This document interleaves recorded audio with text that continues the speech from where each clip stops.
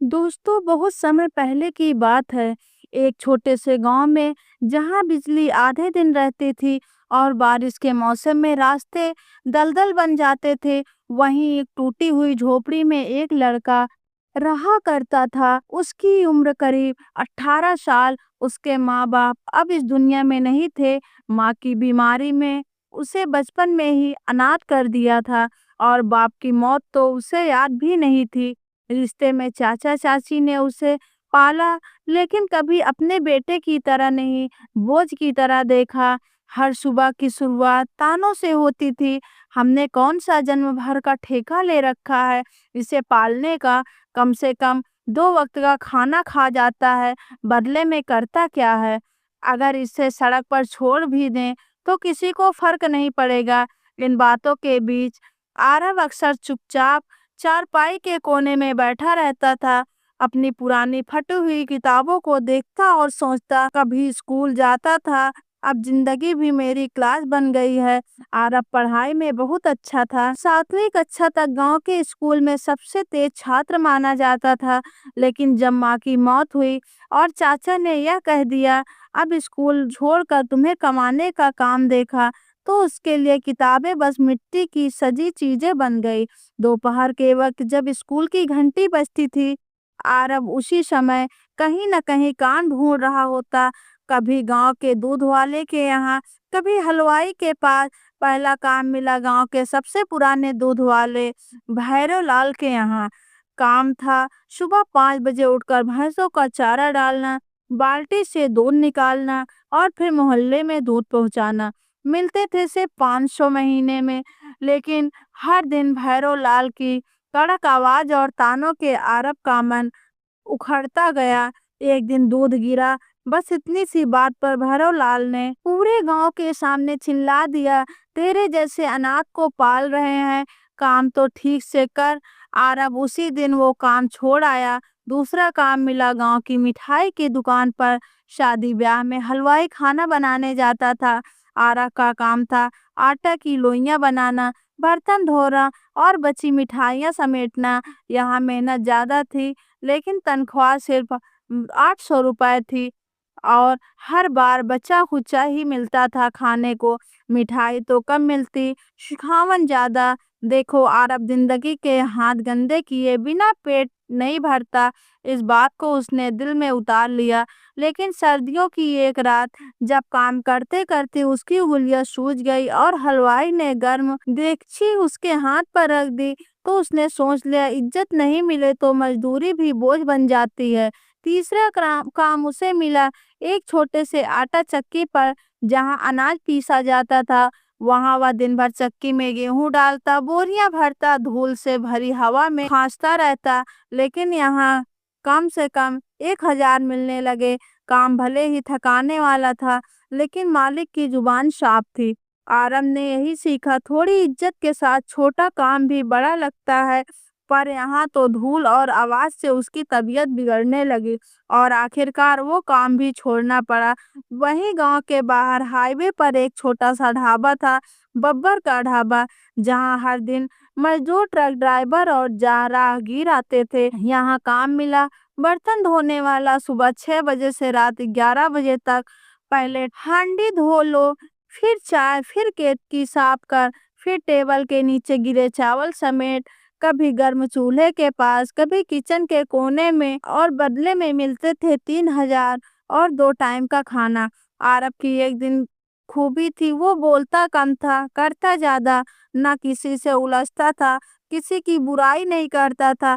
जो काम दिया गया वो पूरी लगन से करता था। ढाबे का मालिक बब्बर सिंह शुरू से उसे संदेह से देखता था, अनाथ है, जाने कब भाग जाए। पर कुछ महीनों के बाद जब उसने देखा कि यारा बिना छुट्टी काम करता है, कभी चोरी नहीं करता, उसने उसे कहा, अब तो सिर्फ बर्तन नहीं, काउंटर संभाल, पैसे तू ले, हिसाब तू रख। अब आरब की सैलरी बढ़ाकर 6000 हो गई। उसके पास अब खुद की जेब में खरीदे हुए 2 जोड़ी कपड़े थे। अब वह हर महीने 1000 से 1500 बचा लेता था। शाम को ढाबा बंद होने के बाद अकेले बैठकर अपनी छोटी सी डायरी में कुछ न कुछ लिखा करता था। आज भी बिना गलती के दिन निकला। आज पहली बार किसी ने भैया कहा। अब लगता है कुछ बन सकता हूँ। चाचा चाची का व्यवहार अब भी वैसा था। जब वो महीने के आखिर में घर आता था, 500 उसके हाथों में देता तो कहते, 500 लाकर राजा बन रहा है क्या? लेकिन आरब ने अब अपने लक्ष्य तय कर लिए थे। अब वो किसी के तानों से नहीं हिलता। उसे अब सिर्फ एक चीज दिखती है, आजादी। आजादी उस दिन की जब वो किसी का मोहताज ना हो, ना चाचा चाची का, ना समाज की नजर का, ना तानों का, सिर्फ अपने कर्म का। अब आरब हर दिन सुबह सूरज से पहले उठता, ढाबे पहुंचता, ग्राहकों को नमस्ते बोलता, खुद ही चाय बनाता, हिसाब रखता और हर शाम अपनी कमाई में से थोड़ा थोड़ा जमा करता। उसकी आंखों में कोई सपना नहीं था, बस जिद थी। अब बब्बर सिंह का ढाबा उसके भरोसे पर चलने लगा था। दिन में ग्राहकों की आवाजों के बीच और रात में चुपचाप अपने कमरे में बैठकर एक बात हर दिन सोचता, जब खुद की जिंदगी सीधी नहीं करूंगा तब तक दूसरों को सीधा रास्ता कैसे दिखा सकता हूँ। गांव के किनारे एक पेड़ के नीचे उसकी पुरानी झोपड़ी थी। छप्पर टपकता था, दीवारें गारे की जगह पर दरारों से भरी थी। वो फटी हुई चारपाई जिसमें हर रात उसकी पीठ में दर्द हो जाता था। एक दिन जब बारिश हुई और छप्पर से टपकता पानी उसके खाने की थाली में गिरा, तो उसने उसी पल खुद से वादा किया, अब अपने लिए सबसे पहले घर बनाऊंगा। सिर के ऊपर टपकती छत नहीं, टिकती हुई छांव होनी चाहिए। 2 महीने तक हर दिन ढाबे से लौट कर वह 100 रुपए अलग निकाल कर एक डिब्बे में रखता था। उस डिब्बे पर उसने चुपचाप एक कागज चिपकाया था।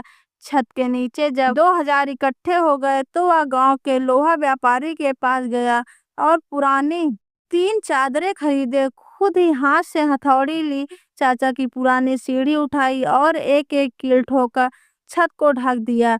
जब बारिश फिर हुई तो पहली बार उसके बिस्तर में पानी की बूंद नहीं गिरी। उसी रात वो पहली बार चैन से सोया। अब दीवारों की बारी थी। आरब के गांव में भोलू मिस्त्री से पुरानी मिट्टी और गोबर मंगवाया और खुद अपने हाथों से पूरी झोपड़ी की दीवारों को लीप दिया। उसके हाथों में दरारें पड़ गई, लेकिन दीवारें एकदम चमक उठी। अगले महीने की तनख्वाह से उसने एक पुराना पलंग खरीदा। लकड़ी थोड़ी खड़खड़ाती थी, लेकिन चारपाई से 1000 गुना बेहतर थी। अब उसकी पीठ की तकलीफ कम होने लगी। गांव में बिजली अक्सर रात को नहीं आती थी, लेकिन आरब ने सोचा, अगर अंधेरे में भी मैं सपना देख सकता हूँ तो रोशनी में तो और भी देख सकूंगा। ढाबे से लौटते हुए वो एक दिन पुराने इलेक्ट्रॉनिक की दुकान गया और 100 में एक पुराना बल्ब और 500 में एक छोटा टेबल फैन खरीद लाया। झोपड़ी की एक दीवार पर बल्ब लगवाया और पंखा पलंग के पास रखा। अब वो रात को पसीने में भीगता नहीं था और अंधेरे से डरता नहीं था। आरब एक शाम ढाबे से बाहर बैठा था। गर्मियों की धूप उतर चुकी थी, लेकिन उसके अंदर एक और आग जल रही थी। वो अपने टिफिन का ढक्कन बंद करते हुए बब्बर सिंह से बोला, बब्बर भैया एक बात पूछूं? बब्बर, हाँ बोलो, क्या बात है? आरब, आपने कभी सोचा था कि खुद का ढाबा खोलोगे? बब्बर मुस्कुराया, पहले दूसरों के लिए काम किया, फिर अब 5 मजदूर हुए तो खुद की ईंट रखी। बस वहीं से आरब के दिमाग में बीज पड़ा। अब उसे किसी के लिए काम नहीं करना था, अब उसे अपना बनाना था। गांव के पुराने बस स्टैंड के पास एक टूटी सी दुकान कई सालों से बंद पड़ी थी। ईंटें झड़ चुकी थी, दरवाजा जंग खा चुका था और अंदर धूल, दीवारों पर मकड़ियां जाले बना चुकी थी। लेकिन आरब की नजर उसके सिर्फ एक चीज दिख रही थी, संभावना। एक दिन सुबह वो दुकान के मालिक मोहन काका के पास गया। काका, आपकी दुकान बंद पड़ी है, मैं वहाँ छोटा सा नाश्ते का ठेला जमाना चाहता हूँ। चाय, समोसा, छोले, पूरी, किराया कम रखिएगा, मैं सफाई खुद कर लूंगा। मोहन काका ने पहले शक की नजर से देखा, तू अकेला करेगा सब? आरब, हाँ काका, कोई सपना बड़ा नहीं होता अगर मेहनत सच्ची हो। मोहन, ठीक है, सफाई तेरी, किराया 200 महीने। आरब उस दुकान में अकेला गया। एक झाड़ू, एक पोछा, 2 बाल्टी पानी, थोड़ा ब्लीचिंग पाउडर और एक दिन की छुट्टी लेकर उससे दुकान का काया पलट शुरू की। मकड़ी के जाले हटाए, दीवारें साफ की, पुरानी लकड़ी की मेज को रगड़ रगड़ कर धोया, बेंच और स्टूल खुद बनवाए और एक छोटी तवा और गैस सिलेंडर भी किराए पर लिया। अब उसका सपना बस एक दिन दूर था। अगली सुबह से दुकान खुलने वाली थी। आरब ने दुकान का कोई नाम नहीं रखा था। जब बब्बर सिंह ने पूछा, तू नाम नहीं रखेगा? आरब मुस्कुराया, नाम से नहीं, स्वाद और सेवा से पहचाना जाता है। पहली सुबह 6 बजे दुकान खोली, खुद आटा गूंधा, आलू उबाले, चना भिगोया और पहली बार गांव के किसी ने छोले पूरी 10 की प्लेट में परोसी। एक किसान आया, उसकी जेब में 10 ही थे। आरब ने मुस्कुराया और प्लेट आगे रखी। गर्म है भैया, खा के जाना। किसान बोला, इतनी गर्म पूरी तो मैंने कस्बे में भी नहीं खाई। और उसी शाम को 3 और लोग आए। पहले दिन की कमाई 300 हुई। आरब ने 100 खर्च निकाले, 200 बचाए। रात को बल्ब की रोशनी में बैठकर उसने अपनी वही डायरी खोली और लिखा, आज मैं किसी के नीचे नहीं, अपने दम पर खड़ा हूँ। अब आरब की दुकान को खुलकर 1 महीने हो चुके थे। पहले दिन ही 300 कमाई बढ़कर रोजाना 400-500 तक पहुंच चुकी थी। बस स्टैंड के पास उसकी दुकान अब रोज सुबह 6 बजे से ही ग्राहकों से भरने लगती थी। आरब रोज सुबह सबसे पहले दुकान पहुंचता, हाथ धोकर छोले चढ़ाता, आटा गूंथता और भुंजिया के मसाले खुद पीसता। ना कोई नौकर, ना कोई हेल्पर, हर चीज उसके अपने हाथों से होती थी। गांव वाले कहते, आरब के छोले पूरी में स्वाद नहीं, उसका सच्चापन धुला है। लोग दूर दूर उसकी दुकान पर आने लगे। बस ड्राइवर, किसान, दिहाड़ी मजदूर पर जानते थे, यहाँ स्वाद के साथ इज्जत भी मिलती है। आरब ने शुरू से ही एक बात ठान ली, मेरे खाने में साफ सफाई भी दिखे और व्यवहार में नम्रता भी। हर ग्राहक को भैया, काका या बहन जी कहकर बुलाता। खाने के बाद खुद टेबल साफ करता। बचे हुए पैसों में से झाड़ू, डिटर्जेंट और कपड़ा खरीद कर रोज दुकान चमकाता। बस स्टैंड से थोड़ा दूर गांव का सरकारी स्कूल था। कई बच्चे स्कूल आते थे और उनके पेट खाली होते थे, फटे जूते, बिना बस्ता और आंखों में नींद भरी होती थी। एक दिन एक बच्चा दुकान के पास से गुजर रहा था। उसकी नजर आलू भुंजिया की खुशबू पर टिकी रह गई। आरब बोला, तू खा ले, पढ़ाई कर, कभी पैसे मत सोचना। बच्चा हिचकिचाता, पैसे नहीं है। आरब मुस्कुराया और बोला, कहाँ ना, तू खा, पढ़ना बंद मत करना। उस दिन से वो रोज 2-3 बच्चे स्कूल जाते वक्त उसके यहाँ रुकते।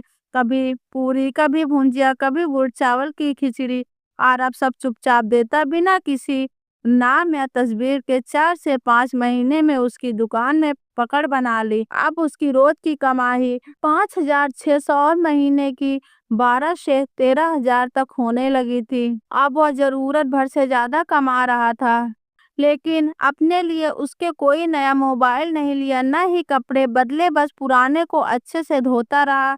उसने कहा, जिंदगी को सजाना है, दिखाना नहीं। हर महीने की कमाई में से 1500 वो 2 गरीब बेटों की स्कूल फीस लगाता था। उसकी कॉपी किताबें और यूनिफॉर्म के लिए खुद बाजार जाकर खरीदारी करता। उन बच्चों के माँ बाप मजदूरी करते थे। वो पूछते, कौन मदद करता है? तो स्कूल के मास्टर सिर्फ इतना कहते, एक आदमी है जो चाहता है कि बच्चे पढ़ें, नाम नहीं बताया।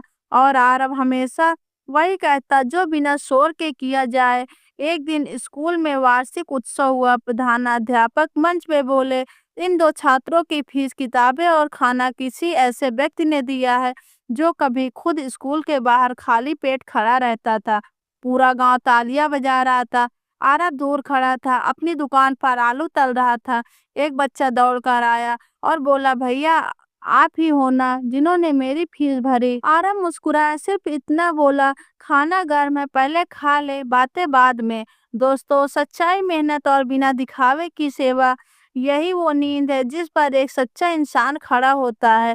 आरब हमें सिखाया कि हालात चाहे जैसे भी हों, दोस्तों, अगर इरादा नेक हो तो इंसान न सिर्फ अपनी जिंदगी बदल सकता है बल्कि समाज के लिए भी रोशनी बन सकता है। दोस्तों, अगर आपको आरब की यह कहानी से दिल छू गई हो तो इस वीडियो को जरूर लाइक करें। ऐसी और प्रेरणादायक कहानियों के लिए मेरे यूट्यूब चैनल को सब्सक्राइब करें। मिलते हैं फिर नेक्स्ट वीडियो में, तब तक के लिए धन्यवाद।